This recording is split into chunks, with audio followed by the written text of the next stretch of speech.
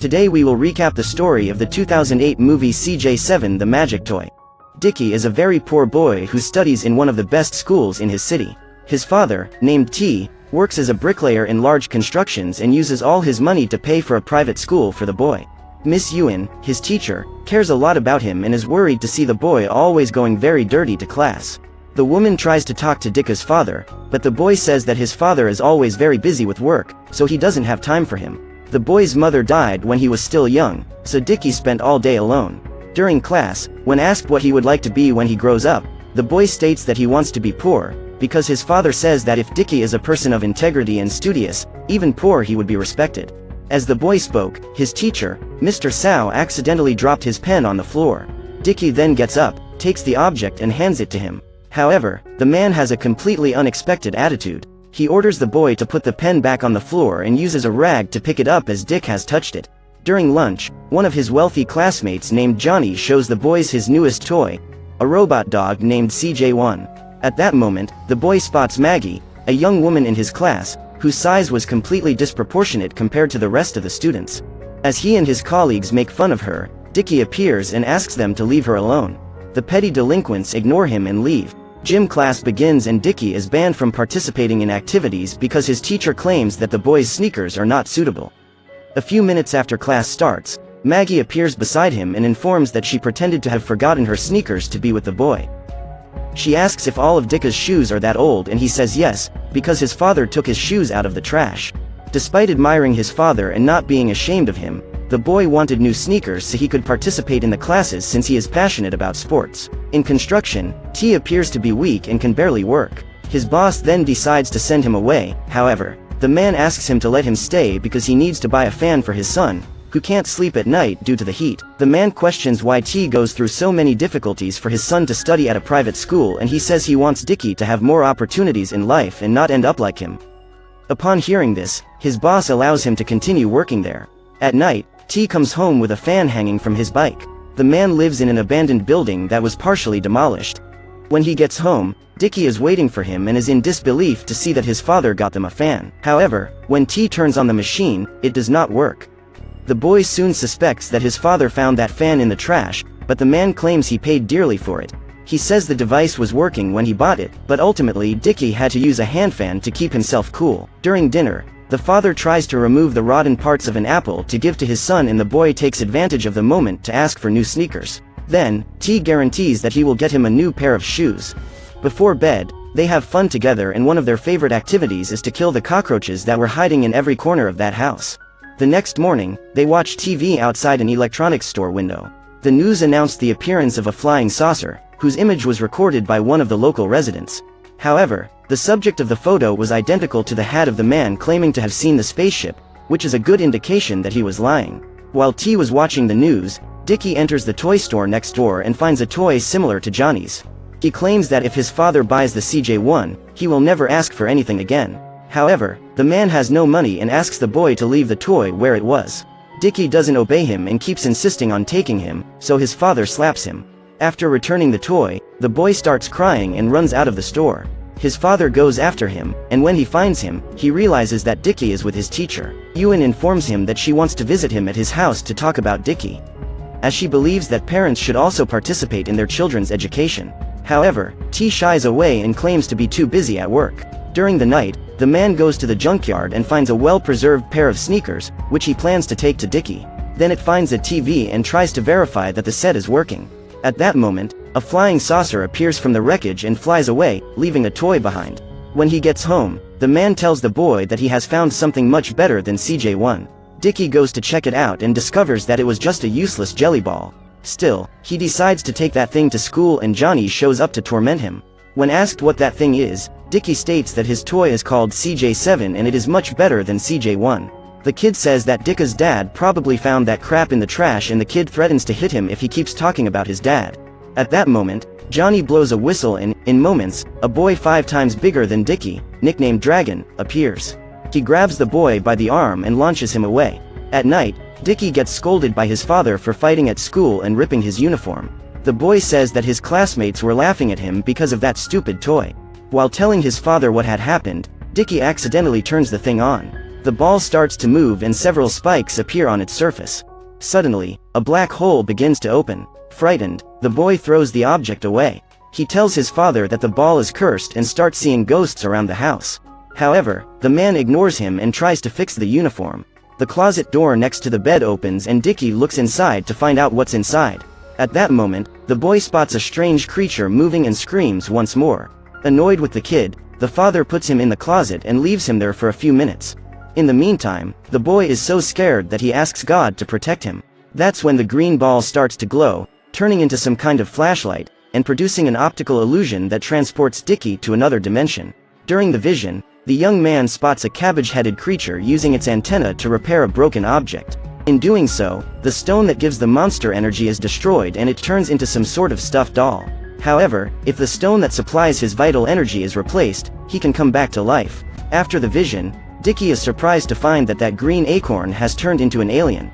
His father opens the closet door and he tries to hide the creature. When the man goes to work, the boy tries to find out what that thing is and concludes that it is a space dog. From that moment on, he calls him CJ7. Together they have fun all night long. As they dance, the monster finds a rotten apple and uses its powers to make it good again. When he tastes the fruit and sees that it is no longer spoiled, Dickie is convinced he has found a magical dog.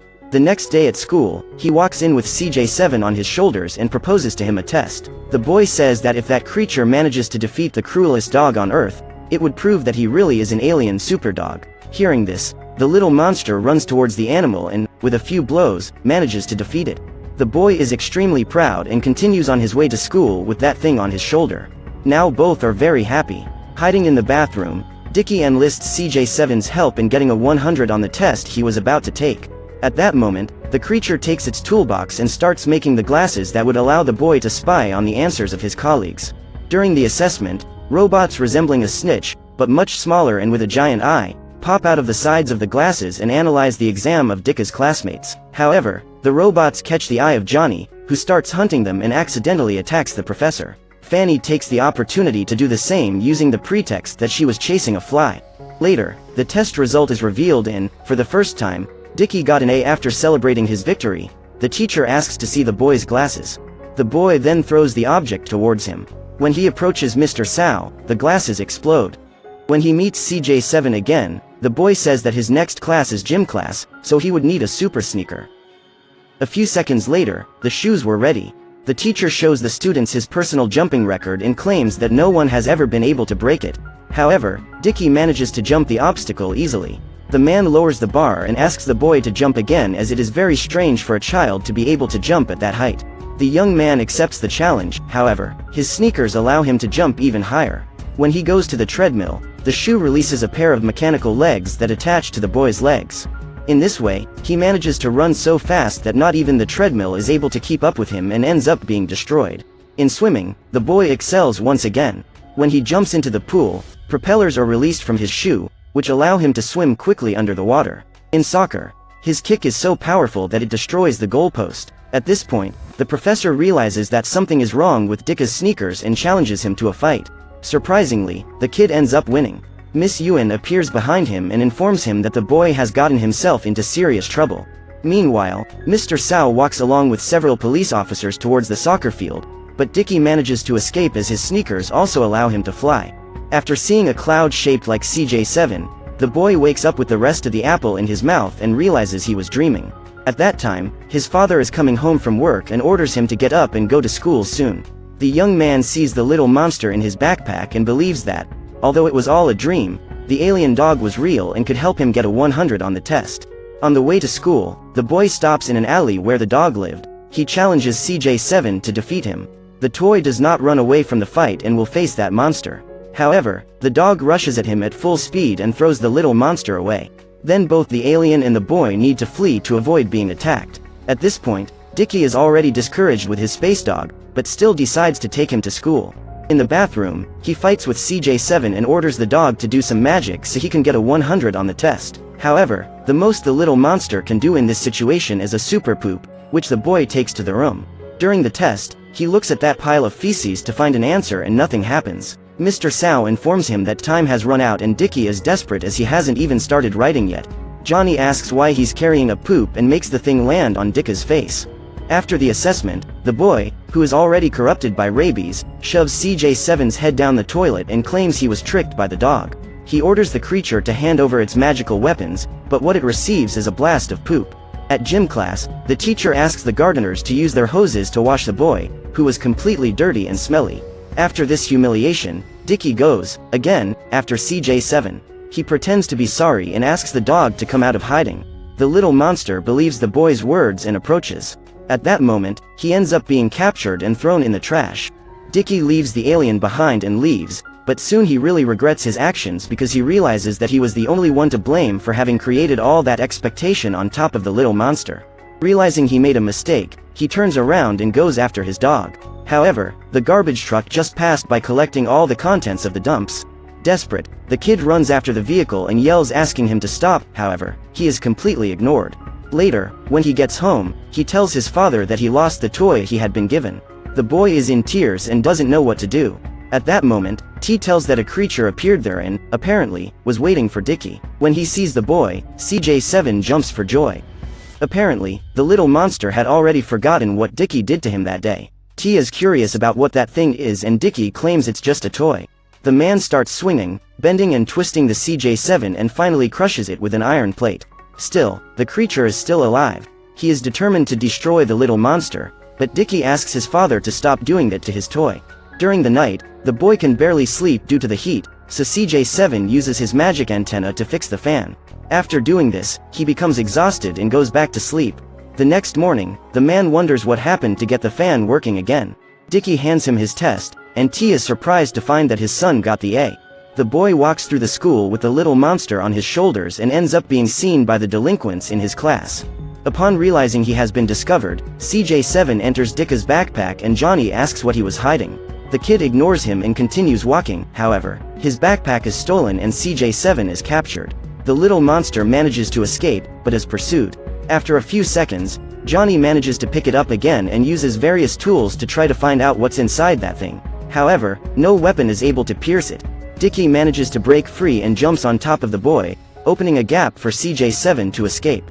Just as he was about to punch that delinquent, the dragon appears and grabs his arm. He intends to give Dicky another beating, but is stopped by Maggie, who orders the boy to let him go. The boy tries to knock her down, but Maggie is stronger and, with a single blow, throws him away. He throws a barrel of water at the girl, which explodes with her bare hands. The dragon doesn't give up and runs towards her, but Maggie grabs him around the waist and squeezes until the boy faints. Then she picks up Dicky and asks if the boy is okay. He thanks her for her help, and just then, Mr. Sao appears. While everyone is grounded in the yard, CJ7 approaches and hugs Dicky. The boy shows his classmates some tricks his toy can do. He asks CJ7 to sit down and make several different faces. At the end of the game, the little monster collapses and starts to break down. When he arrives at work, T shows all his colleagues that his son got a 100 on the test. He's extremely proud, but it sinks in when his boss goes to talk to him. The man says that if Dicky got full marks, he cheated. When looking at the test, he states that the boy got a 0 and changed his grade to 100.